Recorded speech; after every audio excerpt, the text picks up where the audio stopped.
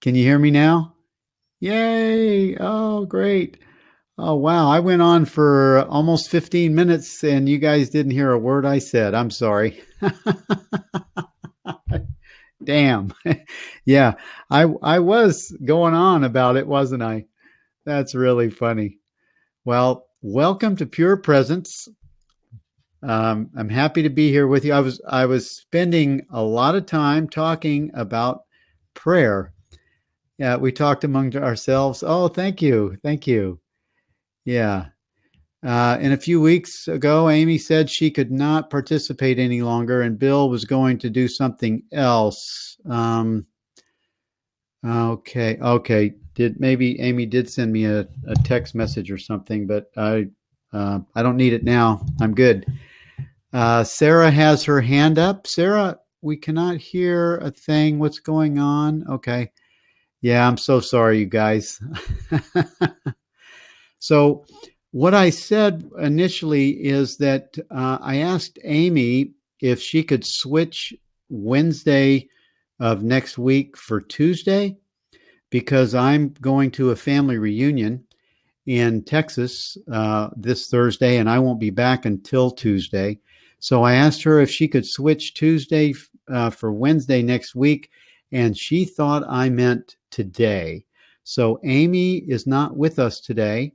She took another appointment, thinking that I was asking for today to be switched to next week. And then when all of that happened, we both decided that we're just going to skip next week altogether, and we'll be back again together on the 12th. So we'll be back here again on the 12th of September, and we'll finish out. I think we have 3 shows left of this series, and then I'll be doing a book study, a 18-week book study with Rupert Spira. I'll be doing a study of the nature of consciousness with in the book study group, and Rupert will actually be one of my guests on the show, and I'll have a co-host guest that will come. I'll have a co-host guest, probably a new one about every 4 weeks, and that'll be the new show. I'm really looking forward to that. It's going to be on Rupert's new book, The Nature of Consciousness, and then his other book on happiness. So it's going to be a great, just a dive into the direct path understanding of consciousness, of pure awareness. And I'm really looking forward to having that. I'm just getting so much out of the content of his book that I decided to do a 18-week book study on it. Yeah. So I was trying to get your attention. Oh, okay. Thank you, Sarah. Yes, thank you. Let's see. What else do I have here on the board? Is there anything else? Looks like an intense conversation. Right. That's really funny. I am so sorry. That's okay. Yeah. Where is Amy? Yep. Okay. So I don't see Bob here. I don't see Bob in the room, you guys. And I was going to talk about Bob a little bit. As many of you know, Bob he's been in the room with us for Pure Presence Live for this program. And a couple of months ago, he reached out to Amy and I and asked us if we would pray for his situation, that he lived in a terrible situation in California that he just couldn't tolerate. It was just pathetic, and it was getting worse. It seemed like it was just going downhill, and his voice in his emails sounded very desperate, and also it almost had an attitude of just not being happy and not being grateful for where he found himself. And when I got his email, he asked Amy and I if we would pray for him. And of course, I used to be a prayer chaplain. Lisa and I were both prayer chaplains at Unity for many years, and uh, I just love being a prayer chaplain. It's just one of the joys of my heart when I can sit and pray with someone, because what I feel is happening is that I'm just joining with the presence of God. I feel that I am just joining in the presence at the request of another being that's asking for support. And in that moment, they they have forgotten who they are. They've forgotten that they are pure light. They've forgotten that they are what God is. And it's my call in that moment when someone asks me to pray with them. It's my call to remember the light and join them there. And that's what I do. I ask you if I can hold your hands. If you mind, if we hold hands, and if you say, most people don't mind that we hold hands, and then I invite you to close your eyes if you feel comfortable, and if not, we just pray with our eyes open. And uh, that's one of the things that I was talking about when you saw my lips moving. I was talking about, Lisa and I went to a class on praying, and the class was taught by a woman who wrote a book called How to Pray Without Speaking to God. And so it's really getting comfortable with just um, expressing the truth of what you are, and knowing the truth of what your brother is, and bringing whatever is occurring, whatever seems to be happening, that wants to be prayed for, that wants to be prayed about, that the other one had asked to be prayed for. Sometimes it's about grieving over the death of someone unexpectedly, or and usually that's where the highest form of grieving occurs, when it happens unexpectedly, or when a pet dies, or when a situation seems to just be so totally chaotic, and you you have a call out to God. And I've been there. I've been there where been on my knees, and I've said, God, if you're real, I need your help. And so often we find ourselves in that situation unexpectedly, out of the blue, and it's so great when we have a brother or a sister that would pray with us. And so what I do is I join with you, and I bring, first I ask you, what is your situation? What would you like the highest and best good to come of this situation? What would you like for me to pray about? And so I would just invite that brother or that sister just to remember that God is present. God is on the field, and that we bring this situation into the light of truth. We put it on the altar, and we resolve it perfectly with God's truth and love. And we just really want to put it on the altar, and just bring it into the light.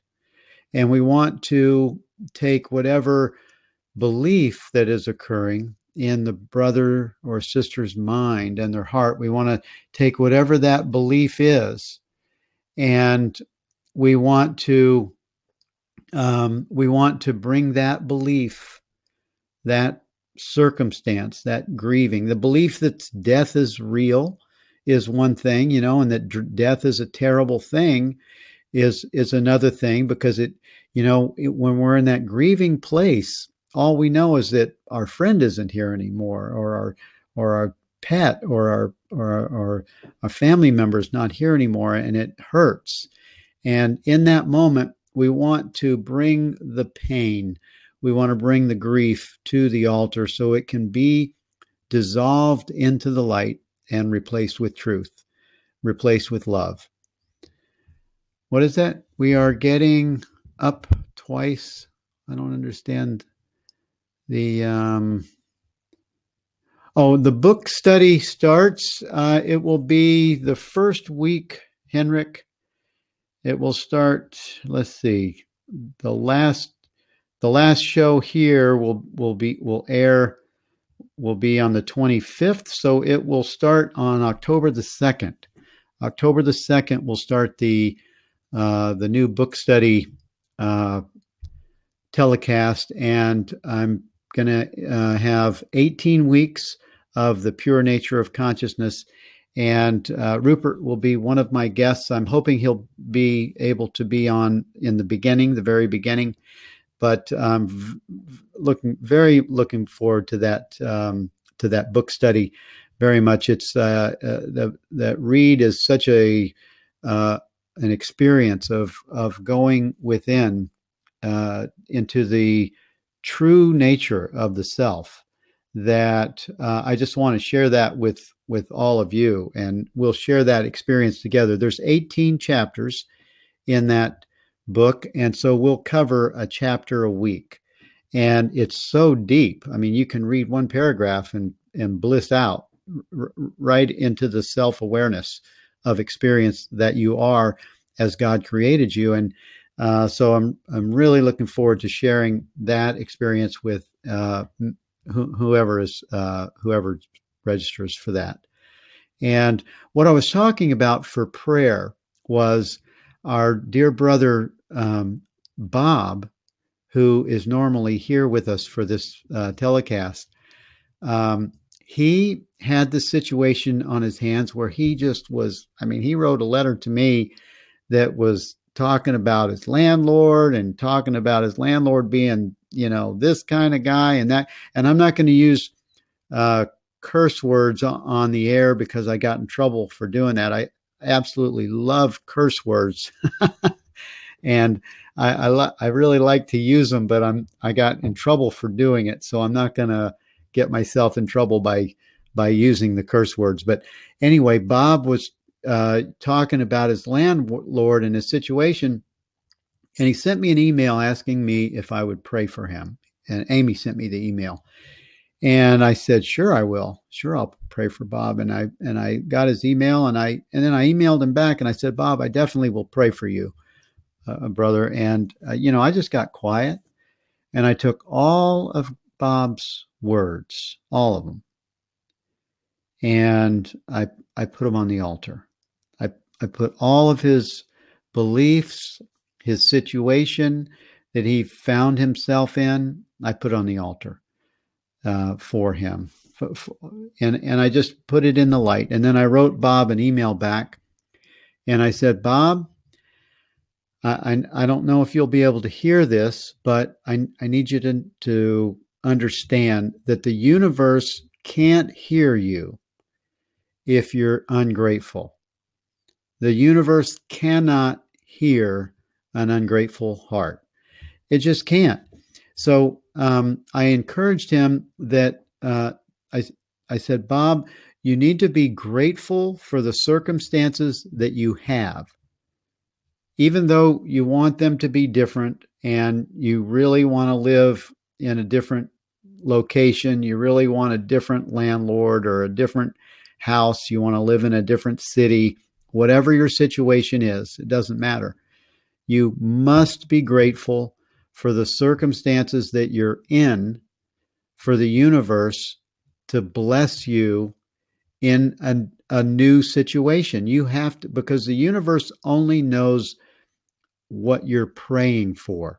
So if you're praying that you're pissed off, if you're praying that your landlord is an SOB, or your situation sucks and I hate it and this is terrible and yada, yada, yada, what's happening is you're acting like an antenna. You are a spiritual antenna disguised as a body. And this antenna sends off radio waves out into the universe with all of your thoughts, all of your feelings, all of your experiences. And it tells the universe, "Give me more of this." What is it? You need to put it all in the info into a written form so we can all read it, because we are getting the beginning of when we could hear you, in addition to what you are still talking about. It is two bills at once. What? Really? How can there be two bills at once?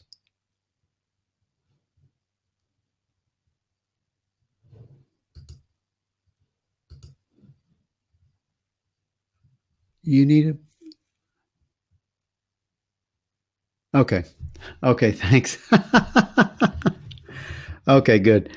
I was looking for another camera that might be going or something of that effect. So what I was telling, um, oh, does Judy, maybe you have two windows open on your computer. Maybe you have the replay going and the live show at the same time. Is that possible? Okay. Okay, good. So what I was telling Bob was that you can when you're praying in that form, the universe hears your thoughts, your feelings, your emotions, all of these things the universe is hearing, and it's saying it's like you're praying without ceasing. That's a statement that Paul made in the New Testament, and the universe is going to give you what you're asking for.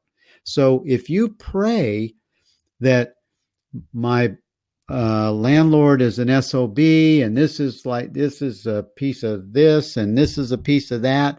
If you're praying in this way, you're going to get a replica of your current experience, probably more. And so, in my experience, the best prayer that you can have is first just notice your energy around your situation. Notice your attitude around every situation that you're in. And if it's not an attitude of gratitude, then you take that attitude, take that belief that you have that you are suffering, and just put the attitude on the altar. If you have an attitude that you don't have enough money, or even if you look in the bank account and there's no money there, or you're overdrawn and you're scared, you take the the experience that you're having, the experience of fear, the experience of lack, the experience that and mostly I think when it comes to around money, usually fear is involved. Like, how am I going to pay my bills? How am I going to eat? And these circumstances will just, they'll show up for you mostly in the form of fear if it's lack of money. And the best tack that you can take with that is to put the experience that you're having, the appearance of what is happening, put it on the altar, and then just somehow go into a quiet place. Just go into a quiet place and just be grateful. Just be grateful for what you are. Just be grateful for the situation that you are in. If you're breathing, I'm breathing. I'm grateful that I'm breathing. And people that are homeless, I've been homeless before. It can be a scary situation. I was homeless once with a 5-year-old child. I was a single parent, and I found myself homeless with this little 5-year-old girl.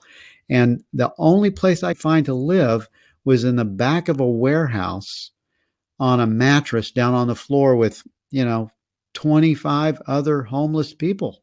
And it can be scary. It can be a scary place to be homeless with no money and no food. So you can be in very dire straits, and you can still find yourself being grateful. Like, I found myself being grateful that I wasn't outside, that I was under a roof, and that I had a mattress on the floor with my young child. This was a long time ago, but it happened. And what I found that I was actually able to be grateful, and this was before, I wasn't a born again Christian yet. I wasn't a Course in Miracles person. I just kind of grew up in the attitude of gratitude, and I was I just grew up being grateful for the situations that I found myself in, and this situation just happened. It just happened because I had a spiritual sort of a awakening where I wanted to know about Jesus, and I spent all my money. I spent every penny that I had. I put my daughter with a babysitter and gave her a bunch of money, and I went to Jerusalem because I wanted to see if Jesus was real. So I had this total, Jesus freak out moment. I had to go to Jerusalem, and I went to Jerusalem. When I came back, I didn't have any money. Still had my daughter. I didn't have a job, and I didn't have a place to live. So I found myself homeless. And I found myself, I was in total gratitude in that situation. And I feel that attitude of gratitude, the universe hears that. I don't just feel it. I know that it's true. I absolutely know that it's true. And so I want to get back to Bob before I get into my story. And what I want to say about Bob is I sent Bob that email that said, Bob, before the universe can give you something new, can give you a new experience in your life, you have to be grateful for what you have right now. Even if it's a landlord that's a piece of shit, or even if it's a situation where you're sleeping on a mattress, or even if your roof is leaking, you just have to be grateful for where you are, for the universe to give you more of that, because the universe will give you whatever you are. If you're grateful, the universe will answer that and go, oh, wow, he's grateful. Oh, wow, he's grateful for this. Oh, wow. So it's going to give you more of the experience of gratitude. And it just grows. It grows exponentially. And so I want to say, I got this email from Bob, who was living in California. I got this email from him. You guys, this email is going to blow your mind. He's now living in Nashville. That situation that he found himself in Cali, where it was in a terrible situation. According to him, it was worse than worse. And he wanted to kill himself even. And I told him that, don't kill yourself, because you can't get out that way. You're going to have to come back and serve out another life sentence in another one of these. So don't kill yourself, and be grateful for what you have. Be grateful for where you are. And I got, Amy and I got an email from Bob the other day, just a few days ago. He's living in Nashville. He's living in a brand new place, not a brand new house or anything, but an old acquaintance or an ex invited him to come and live with her in Nashville. And I asked Bob, I said, Bob, I love this story. And I wrote to him this morning and I said, Bob, can you tell me what happened right before things changed, right before the tide changed? Can you tell me what happened? What was your frame of mind? What was your mindset? What was your attitude before the shift in your experience changed? And you guys, I'm going to share what Bob emailed me back. I'm going to share that with you when we come back from a break. And you're just going to love what Bob had to say.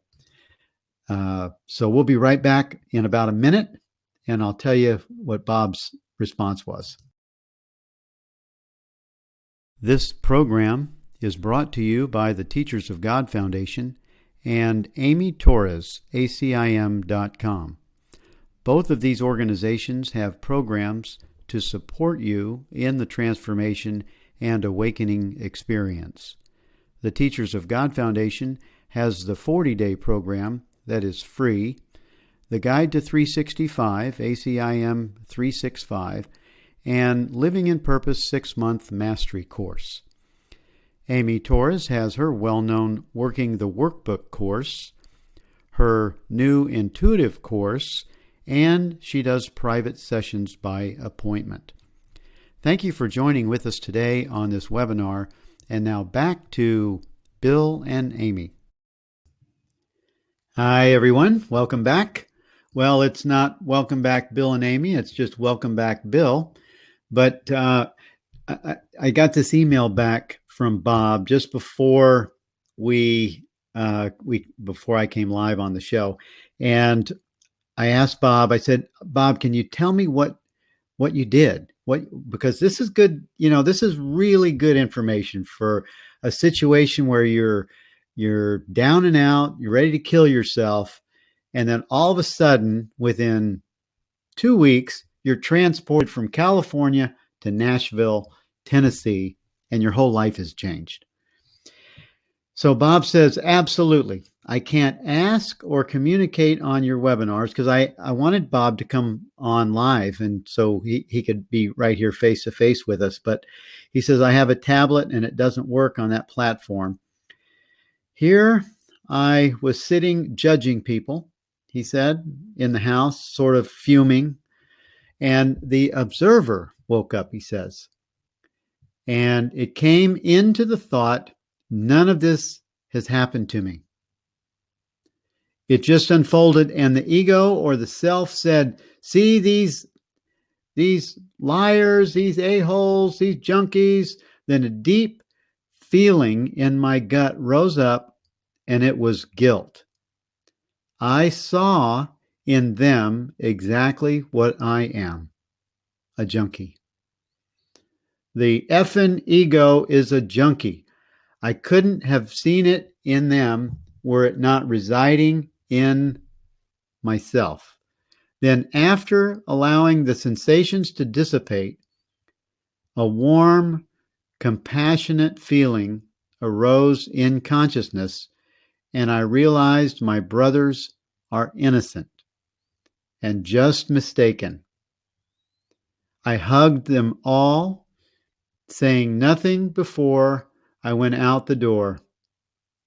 I love you. Bill, the type of manifestation of what we all are here, there is everywhere. Bob. And so, this is Bob's, this just happened like in the last couple of weeks, and it's just so exciting, so inspiring to me to hear this kind of a story, just a quick change, because, our situation seems to be personal. It seems to be time and space. It seems to be that we're a body. And, do my prayers get answered? Is my situation, can it change in my relationships, in my health, in my physical experience? Absolutely. Absolutely, it can change. And it can change in a heartbeat. But your mind has to change first. Your mind has to change first. If you don't change your mind, nothing is going to change. Everything is a reflection of your mind. Everything out there is an outside reflection of an inner condition. And the best advice that I can give to anyone is to begin to have the experience of getting quiet. Begin to have the experience of just practicing awareness, practicing just short moments, short periods of being quiet with your God nature, with your God self. That's the best that you can do. That is the very best that you can do. And if you have situations that are happening in your life, like Bob had, or any situation, it can be about your finances, can be about your health, your relationships, your emotions, things that are happening. Just allow yourself to go into the light experience, because light is what you are. You are pure light. And you can't find the light if you're only talking about it. You can't experience the God light if you're only reading about it in a book. The books are good, but you have to put them down. All of them. All of them. The Course, Rupert, Muji, the Maharaj, the 7 Steps of Awakening, the Dialogues on Awakening, the Way of Mastery, all traditions, you have to put them all down. You have to put them all aside. Because if you're only reading about your awakening, you're never going to find it. You can only find enlightenment as you recognize what you are. You can only find enlightenment as you allow yourself to go into the quiet, because that's where the light is. And that's what you are. You are pure light. You are what God is. And the reason this story is so exciting to me is because Bob found the light. He found we call it the observer. The observer is the light. The awareness, when we use the word awareness, that is the self. When we go into the quiet place, it's not so that we listen to the silence. It's that to be the silence. It's not to listen to anything.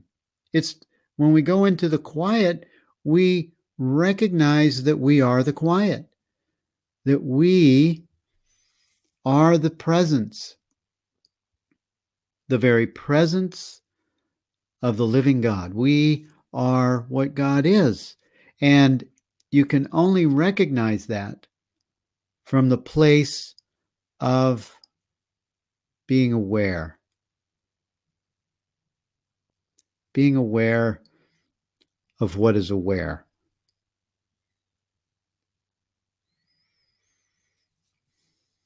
And you just ask yourself, what is it that is aware of my experience? What is it that is aware of this experience right here?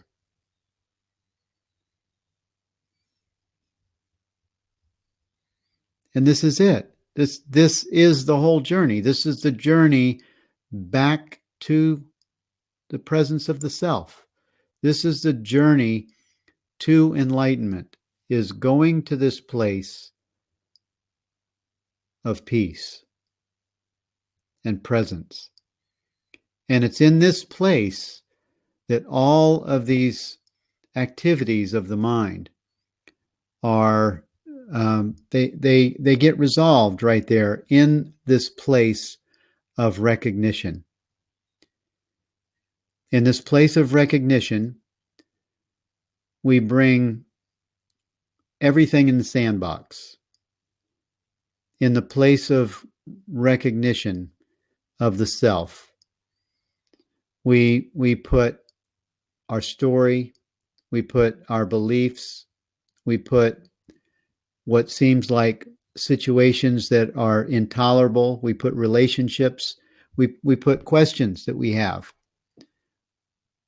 We put shame, we put guilt, we put fear, worry, health issues. We put them all, we come into this quiet place, and if you can just imagine for a moment, just imagine just a blazing light, white light, and we just put it all into the light.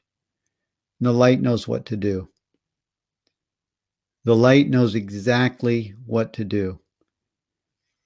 And from there, we know what to do. Because when we put everything in the light, then the light recognizes itself. And from there, we're told what to do. We know exactly what to do and what to say to whom. And to get to this point of awareness, to get to this point or this place of pure presence, as this show is named, we need to first seek the kingdom. We need to seek that light. We need to go into the closet and find that that quiet place. And often, some of us would go into the quiet. We'd be looking for Jesus or the Holy Spirit, our deepest love and understanding. Some of us may be looking for the Buddha. Buddha, I think it'd be cool to meet the Buddha, right? I used to have meetings where I would have a gathering in my mind where I would imagine Joel Goldsmith and Buddha and Jesus and John the Baptist and Moses and all of these guys at a big conference table at my meeting, and they would be my advisors telling me what to do. If that's what you want, then do that. Go to that place of your inner chamber, and just imagine who you would love to speak to you of wisdom teaching, and they'll come to you. They'll come to you as your deepest love and understanding, as the Holy Spirit. And so you have to seek first the kingdom of God. You have to seek first your inner light. And then you have to chase after that like there's nothing else, like there's nothing else on the planet. It has to be the desire of your heart. That's why the early workbook lessons in the course are saying to us that above all else, I want to know the peace of God. Above all else, I want to see. Above all else, I want to think with the mind of God. And the way you do those things is you go into that quiet place and you just seek first the kingdom and bring anything that's an obstacle to that experience, and you put it in the light. And then you develop the experience of trust. It will bring you into a place of trusting God. It'll bring you into a place of trust.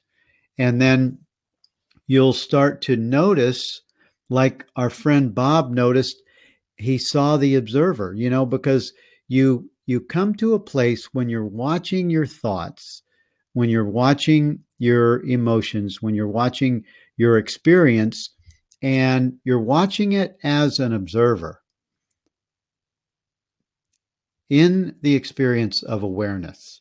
You're watching those experiences like a passing cloud. And as you allow that cloud to just pass by, what you're doing in a metaphysical realm is you, as the light, are inviting the mind that has a belief in objects, in duality. You, as the light source that you are allowing that object illusion to dissolve gently back into the light of experience. And it just gently dissolves into the light. That's what happens whenever you put your experience, your thoughts, your feelings, your beliefs, your suffering, your seeming suffering, your lack, your sense of problems, whenever you put those on the altar in the light, what you're doing is you are becoming the light. You are becoming your true identity as God created you. And you're putting the false belief, the illusion that the mind made up, into the light, and it's just gently dissolving back into the source that it came from. Because there's nothing separate from you, my friend. There's nothing that is separate from anything. And if you are seeing an experience of lack, it's because you believe it. And the way to no longer believe it is to put that illusion into the light, which is your God self. It's the presence of God that you are. So you're gonna seek first the kingdom. You're gonna remove the obstacles to the awareness of love's presence. You're going to be putting those in the light. You're going to develop this new trust in God. You're going to develop this trust in the light because the obstacles are actually hiding the experience of God. They're hiding the light experience that you are. You begin to have glimpses of this light experience in the beginning. When you get quiet, when you go into a quiet place, you go, as Jesus said in the New Testament, to go into the closet and pray to God. All you're doing is you're going into the quiet place and you're being. You're going into the quiet place and you're being the self. You're being what you are. And those are glimpses of God. Those are glimpses of the God self that you are. And from there you emerge with such certainty and knowing that you are what God is. Why? Because you tasted it, because you felt it. You had this feeling experience of what God is, because you've moved into the experience of a pure presence, the pure presence of God.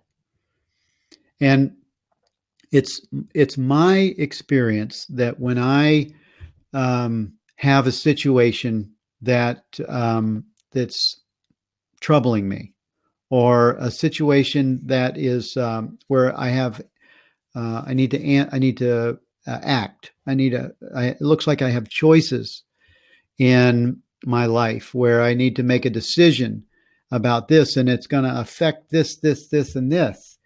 And those choices are choices that are of the mind, right? So the mind that thought it was separate, that doesn't really know what's in its own best interest, it wants to solve this situation. It knows what to do because it has a past experience with it. So it's got a little memory of something. It has some insight. So the mind can figure this out.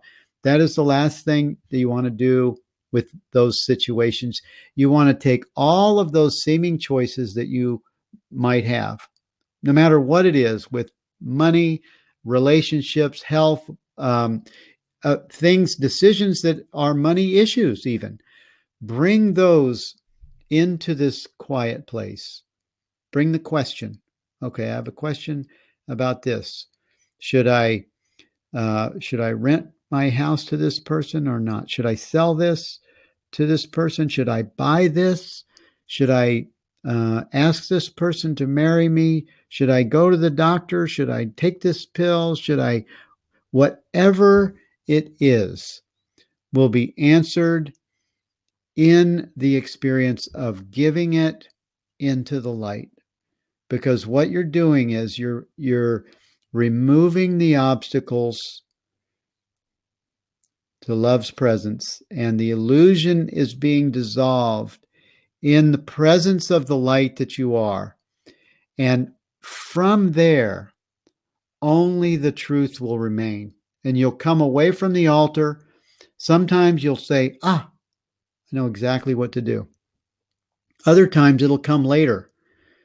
Other times the answer to and that's kind of like praying too.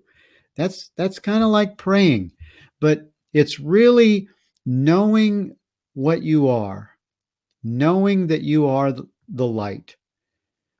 You know that you are the light when you just put away all the thinking, put away all the ideas that you think you know something, and put everything that you think you know on the altar. put it in the light, and then walk away from it. And you will be very surprised, just like Bob was very surprised. I know he was very surprised when he got relocated from California, from from a terrible situation that he was describing, to now he's got a whole brand new life on his hands.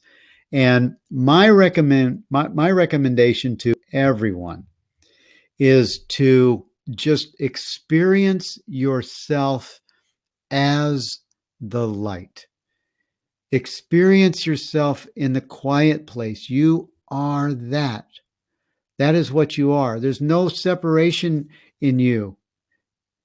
It is so easy to go into the God space that we miss it.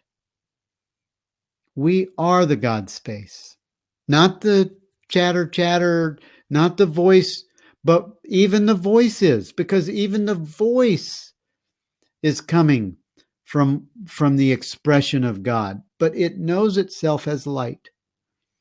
And so I just want to recommend to each one of you that when you pray, just go into this quiet place of being the light, because that's what you are.